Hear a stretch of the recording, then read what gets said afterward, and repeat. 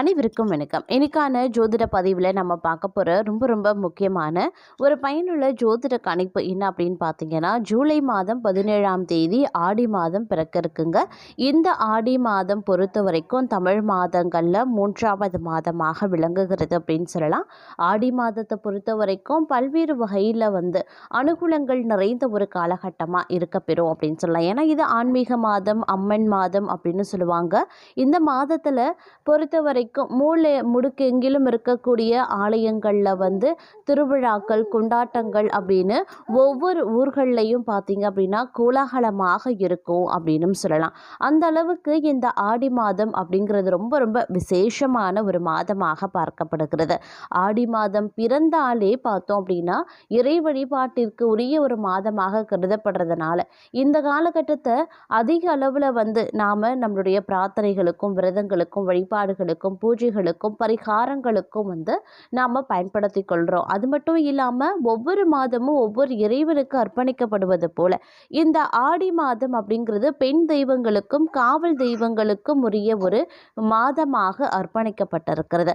இந்த மாதத்தை பொறுத்த வரைக்கும் பெண் தெய்வங்களுக்கும் மற்றும் குல தெய்வங்கள் அப்படி இல்லைன்னா காவல் தெய்வங்கள் இவங்களுக்கு நாம் இருக்கக்கூடிய விரதங்கள், வழிபாடுகள், பூஜைகள் இது எல்லாமே நம்ம இந்த நேரத்தில் தான் செய்வோம். அது மட்டும் இல்லாமல் திருவிழாக்கள் நடக்கிறது, கொண்டாட்டங்களாக ஒவ்வொரு ஊரும் கோலாகலமாக திகழ்வது, மகிழ்ச்சி நிறைவது அப்படிங்கிறது இந்த ஆடி மாதம் அப்படின்னு சொல்லலாம். பல்வேறு மகத்துவத்தை பெற்றிருக்கக்கூடிய இந்த ஆடி மாதத்தில் நவக்கிரகங்களில் ஏற்படக்கூடிய அதிரடியான மாற்றங்கள் அப்படிங்கிறது அனைத்து ராசிக்காரர்கள் மத்தியிலுமே வெகுவான தாக்கத்தை அது ஏற்படுத்தவிருக்கிறது.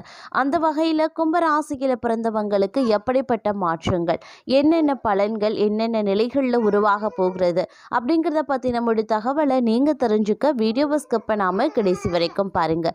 வீடியோக்குள்ளே போகிறதுக்கு முன்னாடி இதுவரைக்கும் நீங்கள் நம்ம சேனலை சப்ஸ்கிரைப் பண்ணலை அப்படின்னா உடனே சப்ஸ்கிரைப் பண்ணிக்கோங்க. அப்படியே பக்கத்தில் இருக்கக்கூடிய நோட்டிஃபிகேஷனுக்கான பெல் பட்டனையும் ப்ரெஸ் பண்ணிக்கோங்க. சரி நேயர்களே, வாங்க வீடியோக்குள்ள போகலாம்.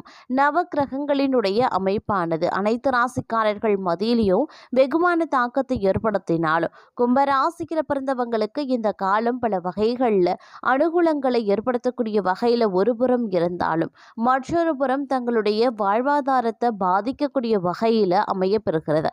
அதனால சிறிது நீங்கள் உஷாராக இருக்க வேண்டியது அவசியமான ஒன்று. குடும்பத்தில் அவ்வப்போது சண்டை சச்சரவுகள் ஏற்பட செய்யலாம். கணவன் மனைவிக்குள்ள அவ்வப்போது விவாதங்கள், கருத்து வேறுபாடுகளும் ஏற்படலாம். அப்படிங்கிறதுனால கொஞ்சம் கவனத்தோடு இருக்க பாருங்க.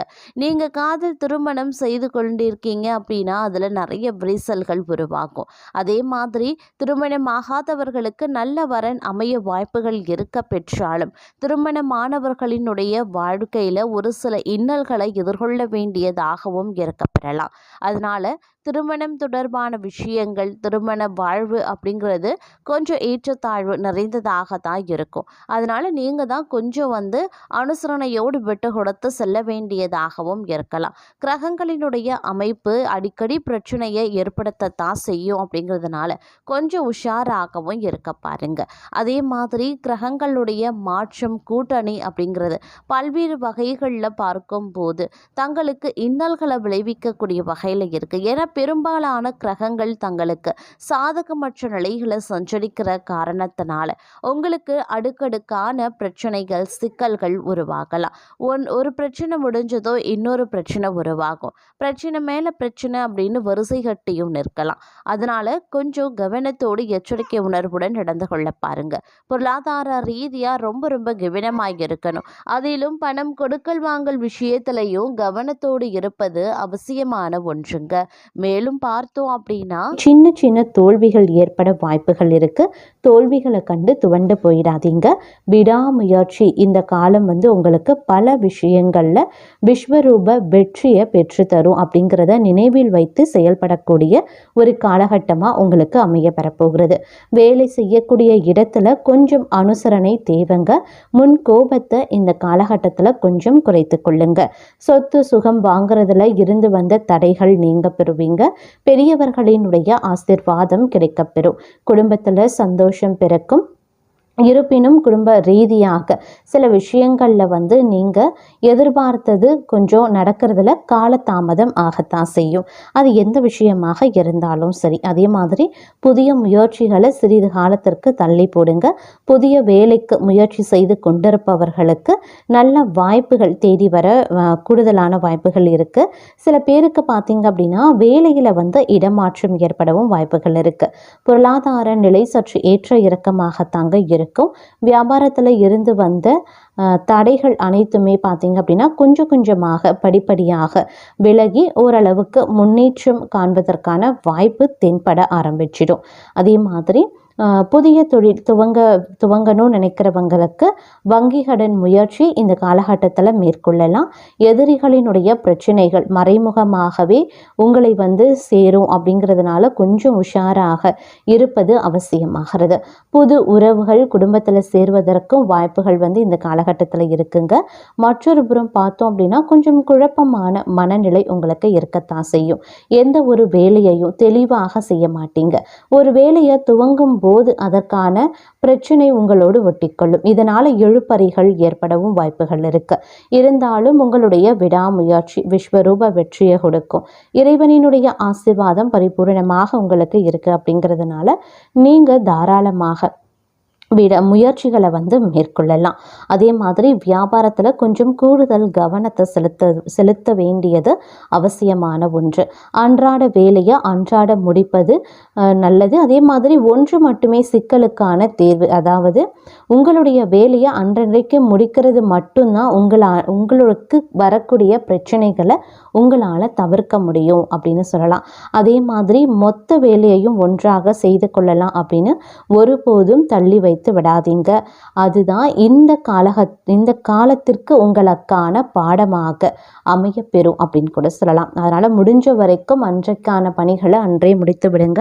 அப்படி இல்லைன்னா உங்களுக்கு குடும்பத்திலையும் சரி பாணியிடத்திலையும் சரி நிறைய பிரச்சனைகளை வந்து எதிர்கொள்ள வேண்டியதாகவும் இருக்க பெறலாம். அதே மாதிரி தேவையற்ற நண்பர்கள் உறவுகள் உங்களை விட்டு வந்து விலகுவாங்க. எதிரிகளினுடைய தொல்லையில இருந்து கொஞ்சம் வந்து விமோச்சனம் கிடைக்கவும் ஒரு சிலருக்கு வாய்ப்புகள் இருக்குங்க. நீண்ட தூர பயணத்தை கூடுமான வரைக்கும் இந்த காலகட்டத்தில் தவிர்த்து கொள்ளுங்க. நீங்கள் புதிய முயற்சிகளை தற்சமயம் மேற்கொள்ள வேண்டாம். நீங்கள் நீண்ட நாட்களாக முயற்சி செய்து தோல்வி அடைந்த விஷயங்களை இந்த காலகட்டத்தில் கையில் எடுத்தீங்க அப்படின்னா அது தங்களுக்கு மிகப்பெரிய அளவில் விளைவுகளை ஏற்படுத்தலாம். அதனால் சிறிது காலத்திற்கு தள்ளி போடுவது அவசியம். அதாவது இன்னும் ஒரு 2 மாதங்களுக்கு அதை தள்ளி போட்டிங்கன்னா ரொம்ப நல்லது.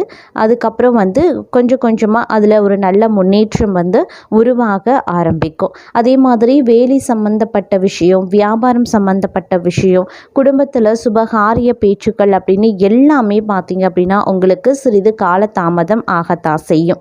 தேவையில்லாத குழப்பத்தில் இருந்து உங்களுடைய மனம் பார்த்தீங்க அப்படின்னா மேலும் குழப்பம் அடைவதோடு மட்டும் இல்லாமல் ஒரு விதமான அச்ச உணர்வு, பய உணர்வு ஏற்படுவதற்கும் வாய்ப்புகள் இருக்கிறதுனால கொஞ்சம் கவனத்தோடு இருங்க. மனதை போட்டு குழப்பிக்கொள்ள வேண்டாம். தேவையில்லாமல் எதை பற்றியும் நீங்கள் ஆழ்ந்து சிந்திக்கவும் வேண்டாம். உங்களுடைய சிந்தனைகள் உங்களுக்கு குழப்பத்தை ஏற்படுத்தும்.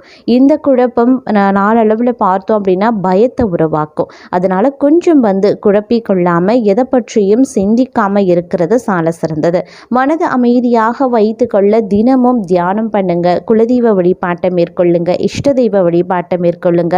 தினமும் பார்த்தீங்க அப்படின்னா காலையில் எழுந்தவுடன் முருகனையோ அல்லது விநாயக பெருமானையோ சிவபெருமானையோ பெருமாளையோ நீங்கள் வணங்கிவிட்டு அந்த நாளை நீங்கள் தொடங்குனீங்க அப்படின்னா இந்த மாதிரியான குழப்பம், பயம், அச்ச உணர்வு, மனபதட்டம் இது மாதிரியான விஷயங்களில் இருந்து நீங்கள் ஓரளவுக்கு விடுபட முடியுங்க. அதே மாதிரி பொன் பொருள் சேர்க்கை ஒரு சிலருக்கு உண்டாக வாய்ப்புகளும் இருக்கிறது. இந்த காலகட்டத்தை பொறுத்த வரைக்கும் நீண்ட நாட்களாக வராது அப்படின்னு நினச்ச பணத்தை கடவுள் உங்கள் கையில் கொண்டு வந்து சேர்ப்பார்.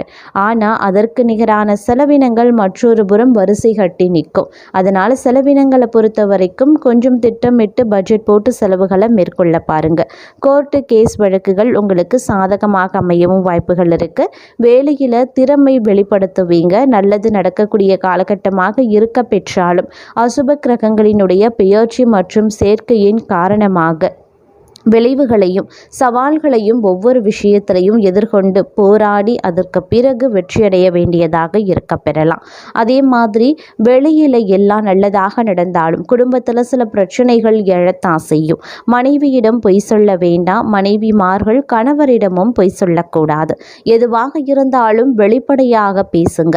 ஒருவருக்கொருவர் வெட்டு கொடுத்து நடந்தால் இந்த காலகட்டத்தில் வரக்கூடிய சண்டைகள் குறைய ஆரம்பிக்கும். எதிரிகளோடு கொஞ்சம் கவனமாக இருக்க வேண்டியதும் அவசியமான ஒன்று அப்படின்னு தான் சொல்லணும். இந்த காலத்தில் பிரச்சனைகள் அதிக அளவில் ஏற்படும் அப்படிங்கிறதுனால கொஞ்சம் திட்டமிட்டு செயலாற்றுவது அவசியம்.